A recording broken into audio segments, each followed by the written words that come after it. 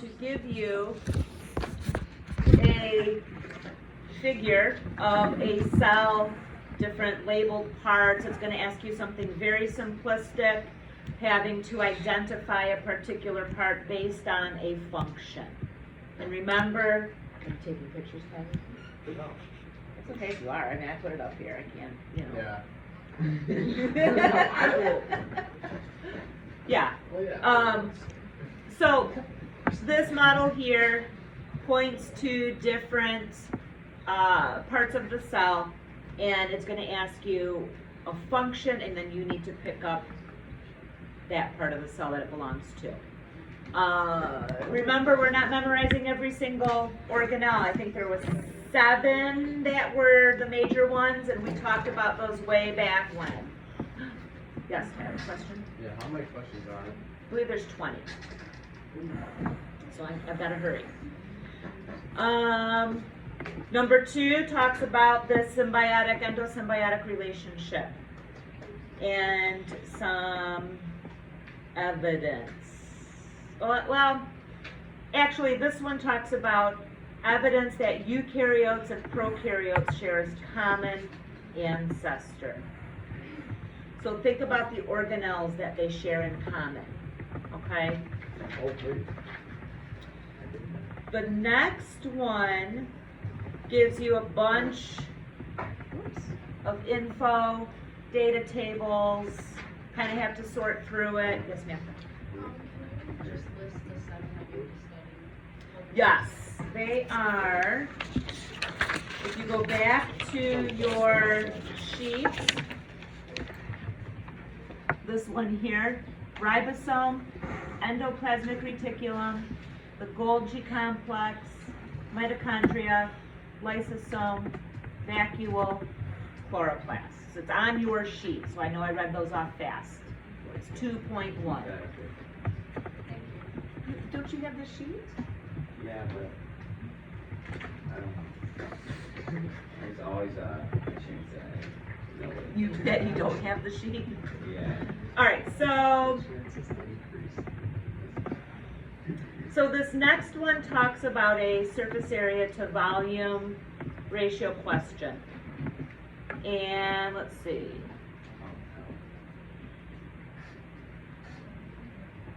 Yeah, so it's a surface area to volume question. What's the difference in efficiency when you have different surface area and volumes? The next one, yeah. The next one has to do with aquaporins. Aquaporins, let me write that down.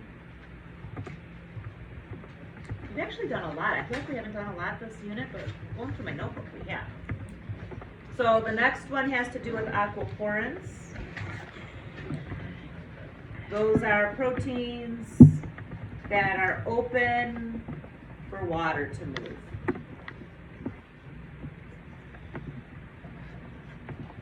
Across that cell membrane.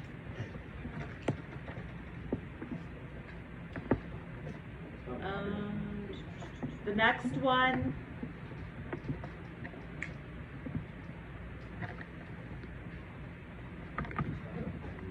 next one looks again back at this information up here in this table. So you got percent changes in mass, concentrations of different solutions. You've got concentration inside the grape, inside the solution, things that can diffuse, things that can't diffuse, and then there's going to be a water potential question for number 5. You don't have to calculate anything. It's just asking you what explains the difference in water potential between certain solutions and grapes.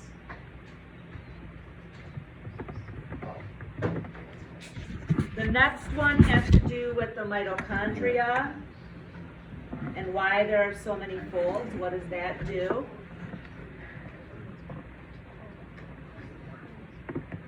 The next one asks about cholesterol and where is cholesterol most likely to be in the cell? There's one group that should know that. Do you guys wanna share that? Wait, what's that? Drawing, where was that? This is a mitochondria and Is that folds. compartmental? Kinda, yeah. It has to do with compartmentalization. So why do we have lots of folds in mitochondria? What do folds signify when we look at, biological systems and models? Yeah, folds increase surface area, so that we've got more space now for all of those important reactions to occur. Cholesterol in a cell.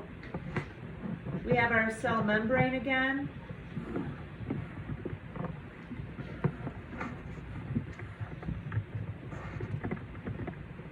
And our cell membrane has proteins in it, like we've already talked about.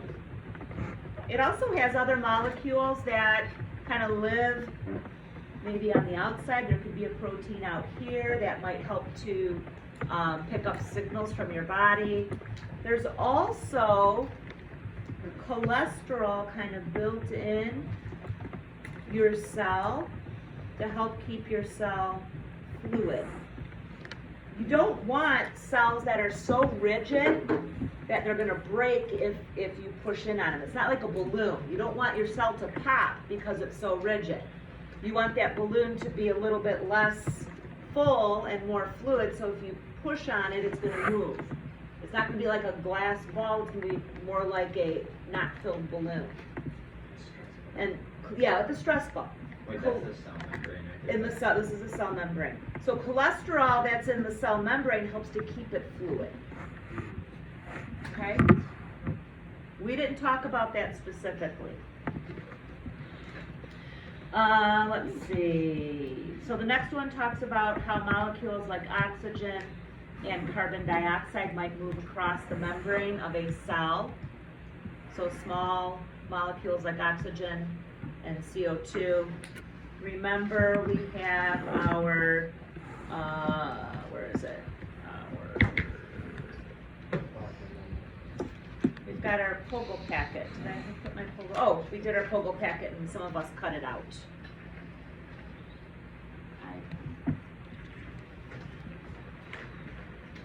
The next one says, this one has to do with a question regarding isotonic and what happens if you give a patient an IV that has just distilled water in it.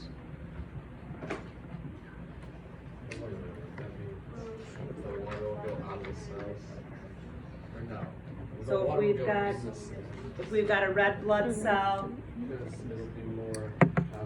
Like Love the cells. No, like the water, yeah, the blood cell has some water in it. yeah. But if when we've it got does the that, outside it'll of make the it cell overflow. now with just pure water, what's gonna happen to that red blood cell? No bueno. What's that? Erin? I said no bueno. No bueno, no bueno.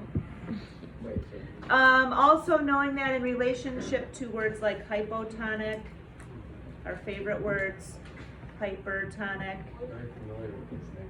and isotonic. yeah. The next question is a very similar question, only now you've got some visuals to see. So I'm gonna do this one really fast. Some visuals. Oh. Well, that one has questions on it. Give like a quick. Visuals, Wait, just the visuals. No, like. visual. So. Oh, actually, that doesn't show the question, okay. Whoop. I don't know what picture this is gonna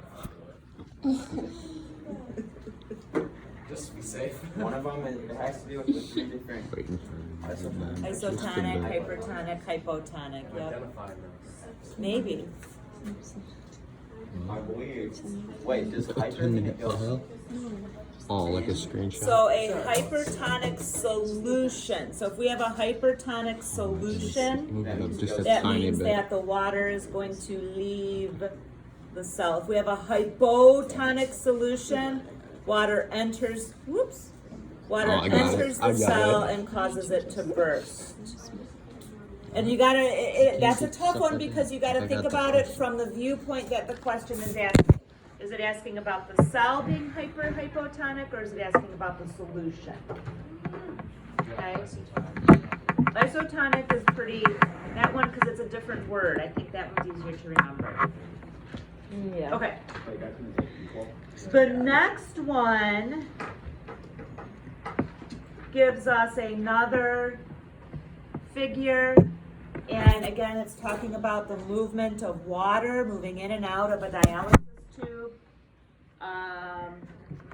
It also, this particular one talks not just about water moving, but also starch and glucose moving, because starch and glucose potentially have the ability to move in and out of that membrane.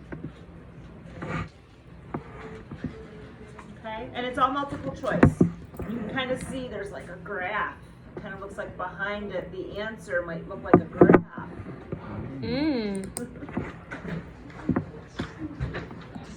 And I don't know why, but they print this off like the graphs are ginormous. Oh, we gotta hurry. We can just postpone the test to Tuesday. Finish this up on Monday. Or, morning tomorrow. So, this particular one, based on the graph above, how is water entering and leaving the cell? 13, endosymbiotic theory, again, evidence for it. We talked about it down here. This one talks about mitochondria being in particular cells. Kind of the same type of question, leading towards endosymbiotic theory again. What are advantages that eukaryotic organisms have over prokaryotic organisms? So many. 16, 17, That is correct. 18 have to do with this picture up here. What you said advantages that. Eukaryotes have over prokaryotes. So that one's a 3-questioner. Let's take a picture of everything. 19 gives you, oh boy, gives you this picture. Wowza. And it's asking you questions about how certain things might be transported. And then the last one is a scenario question that talks about water intake. This one is a tough one for me to summarize because it gives you the scenario and it's asking you what might happen to the body if a particular substance was inhibited. Okay? All right. So again, there will be test corrections. This will be on paper. If we want to enter it into AP Classroom, we can. I think it's a good tool because I then it agree. tells you what your strengths That's and a good weaknesses are.